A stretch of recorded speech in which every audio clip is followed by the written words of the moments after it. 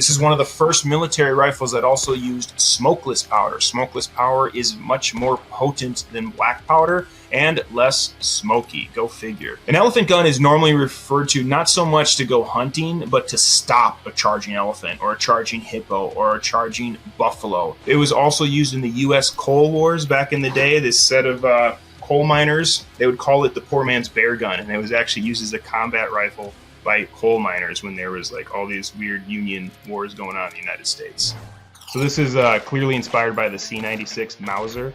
So this was first designed in 1896, and it was used all the way up to 1937. It shoots a 7.62 bullet, but not 7.62 like in an AK. I mean, similar circumference, but this is a pistol caliber bullet, and it was one of the earlier pistol caliber bullets. It's a really neat firearm, but it's overcomplicated and wasn't the most reliable or durable. It's German, super tight tolerances, right?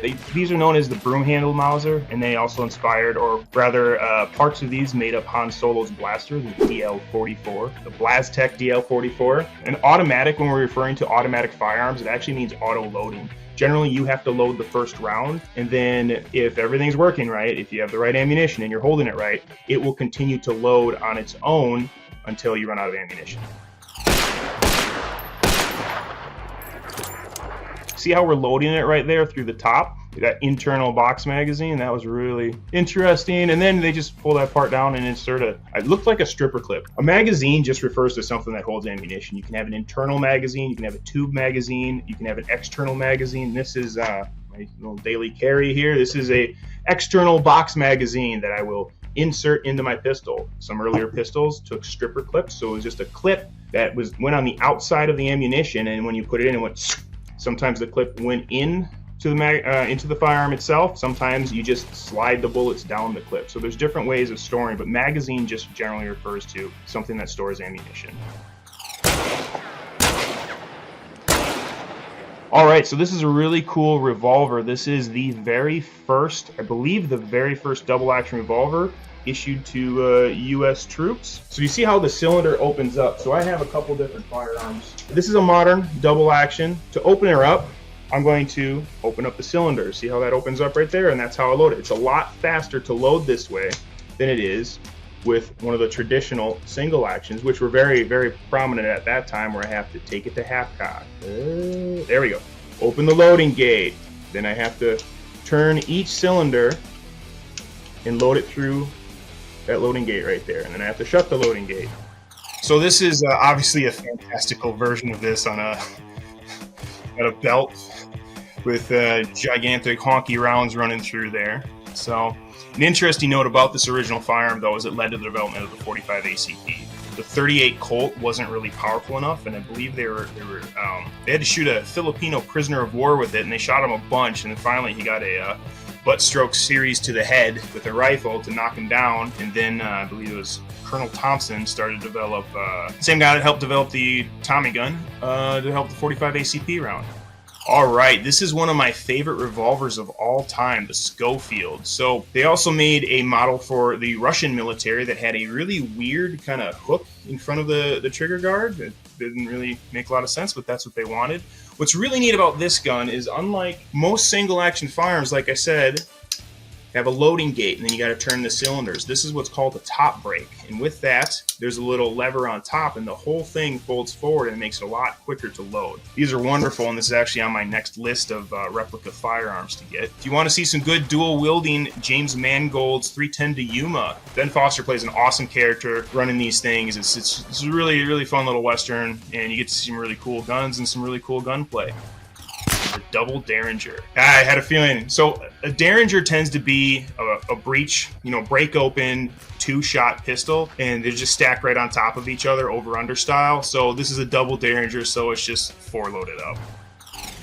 So the Lamont is a really interesting, really famous, really cool pistol. So it was either a 42 or a 32 caliber. It's a cap and ball gun, but there's a 20 gauge shotgun in the center of it. In the first season of Westworld, you see a Lamont, and it's very modified, but it is a very unique, very awesome pistol. How often have you heard of a revolver that has a shotgun barrel in the center of it?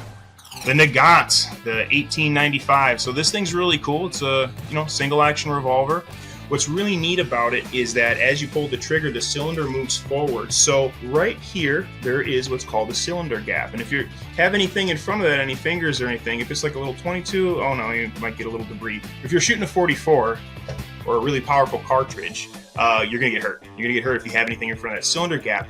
That gap means that a lot of hot gases and some debris pop out of the side of it. What's neat about the Mosin Nagant is that the cylinder moves forward and it closes that cylinder gap, and it does two things. So what it does is it increases the velocity because there's none of that hot gases coming out, so then you have more pressure to launch the barrel. So this is a revolver that does well with suppression.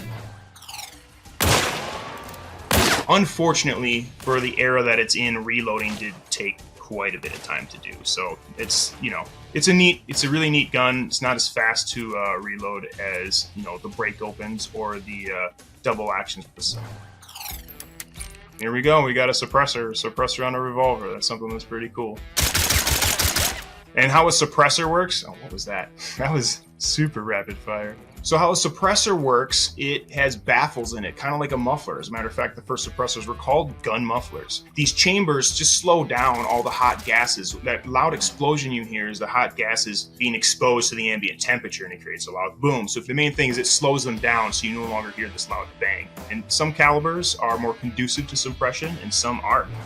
The MN M1895 Avatoma, I don't know, you guys can roast me in the comment sections, but it doesn't mean automatic, it means automate. This is arguably one of the first assault rifles, but an assault rifle is a select fire weapon system capable of firing an intermediate caliber bullet. But this thing was pretty cool. It was used as a crew-served weapon by the Russians. What's really interesting is that the magazines, they were usually issued with 3 magazines, but because everything was hand-fitted, you couldn't, for the most part, interchange magazines with different guns. So it had a 25-round magazine that had to be breech-loaded with 5-round stripper clips. So you had an ammo bearer, you had your automatic rifleman, and then you had a dude using an Ariska rifle. Because originally this was designed with a Russian round, but they just couldn't really manufacture it due to logistics. And so they ended up using the 6.5 Ariska. The Sparks Sniper. So the Sparks rifle is a super famous rifle. There's a bunch of series of rifles produced by Christian Sparks, and if you want to watch a really good movie where the rifle pretty much co-stars with Tom Selleck, it's Quigley Down Under. He's got a big honkin' modified Sharps rifle. They were very accurate at the time. This is a breech loading. This is a falling block breech loading gun. And so breech loading means it's just going to be loaded from the breech. Now at the time, these were still being used with muskets, right? So a musket, you got a powder, put a wad, cram the ball down there. These were much quicker to load and much more accurate. They were rifled barrels. They were far superior and feared when they were used by the opposing forces. So depending upon the caliber, these were awesome. Now I don't know how well it works in the game. I heard that this is a good mid-range rifle in the game. In real life, the Sharps rifles are things to be coveted. You can still use them for hunting. They're pretty awesome rifles. 1873 is what I'm imagining this is modeled after.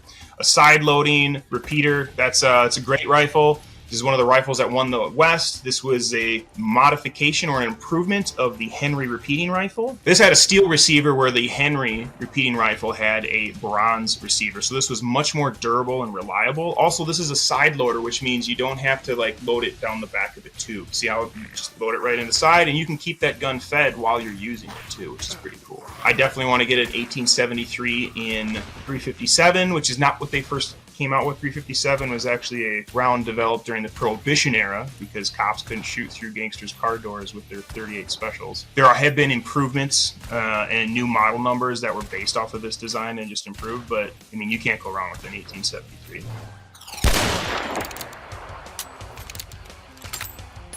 All right, so do you notice how the scope is on the left side? That's because of the way this is loaded. This is a trapdoor breech loader, and that trapdoor you can see pops up, and then they load the round in right there. The 1892, this is a pretty badass French rifle. This was used for a very long time. There's infantry versions and sniper versions. This was also used by French colonial forces in North Africa and in Indochina, and so they were required to carry it without a round in the chamber, and that was just a lot safer. And then once they got into the biz, they would start to cock, lock, ready to rock. They would rock around into the chamber with their bolt, and then they would go to town. All right, so we're the Henry Martini. All right, so we got a British rifle here. So what's interesting about the Martini is it's a single shot lever action. So the lever action is the gun that won the West. It was a repeating rifle. This is a single shot. This is one of the longest, if not the longest, serving rifle in history. It is a big honking rifle. This was developed in 1891 and is still used in present day. Like they're everywhere. It's usually in 7.62 by 5.4R, which stands for a rimmed cartridge, but you can even get them in the United States in 30-06 from a U.S. manufacturer, which is kind of neat. But everybody deserves a Mosin. They're super durable. They're big and heavy. They always work. This is considered the first intermediate caliber rifle.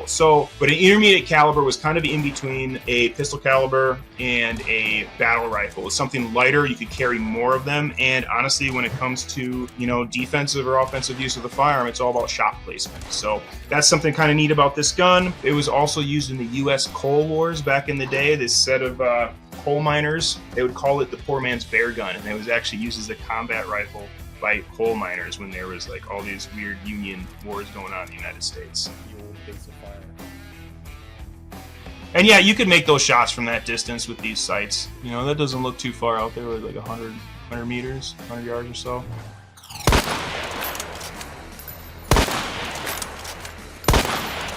This is an awesome bolt-action tube-fed infantry rifle. And what's neat is the tube held 8, and then you could put one in the chamber, but there's an elevator that brings it up, and so you could actually have one in there. So this was a 10-round gun. This is one of the first military rifles that also used smokeless powder. Smokeless powder is much more potent than black powder and less smoky. Go figure. Gunfights with black powder are kind of hard to see in. Sometimes hard to breathe in. But smokeless powder, way better, way more potent. Like I said, you can launch rounds at much higher velocity, which needed rounds of less weight.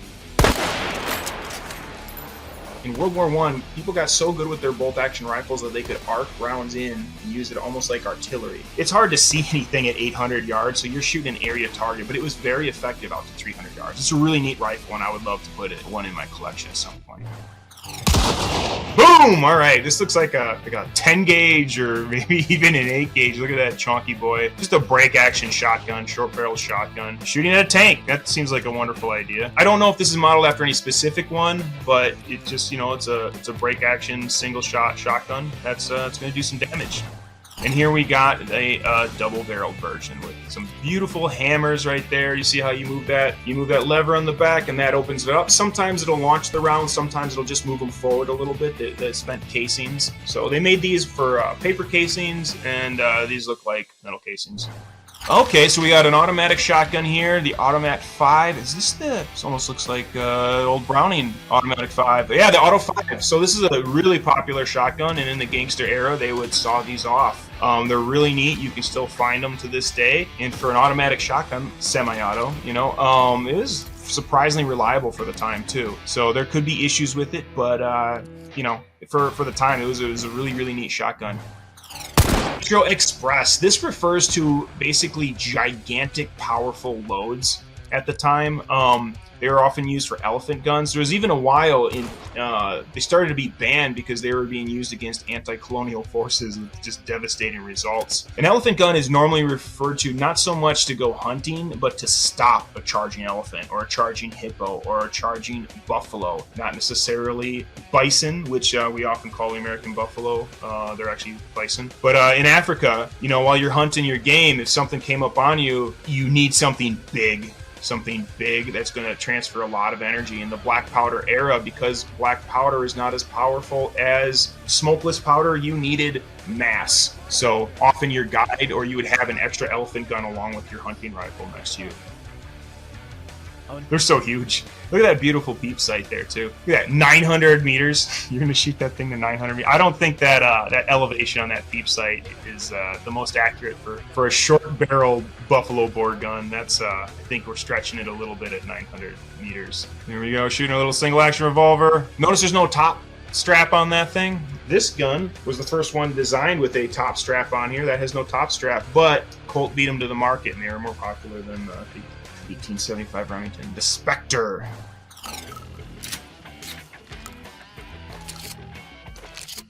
This is a pump shotgun, the Spencer. This is made after the Spencer shotgun. It has a toggle breech. Do you see that thing popping up on top there? Look how cute that is. It launches the empty casing.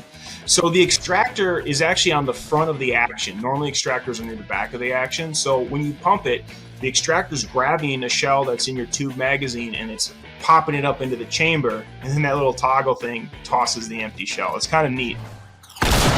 Yep, it's a Winchester 1887. It's one of my favorite guns. This is a lot of people, especially if you grew up in the 90s and saw Terminator 2. This is one of your favorite shotguns. So the Terminator, the good Terminator, steals one of these, a modified version from a biker. John Moses Browning, the patron saint of firearm designs, wanted to make a pump shotgun, but Winchester was concerned because they're known for lever guns. So they said, hey man, come up with a lever gun. So this is a it's a breech loading rolling block lever action, and you can see it's like a big wheel that pops it back up.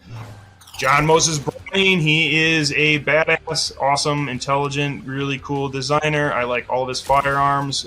We still use the 50 caliber machine gun he designed in the military today. Pump action shotgun just makes more sense. It's much more reliable, a much more reliable way to transfer the shells up into the chamber using a pump action as opposed to that lever action.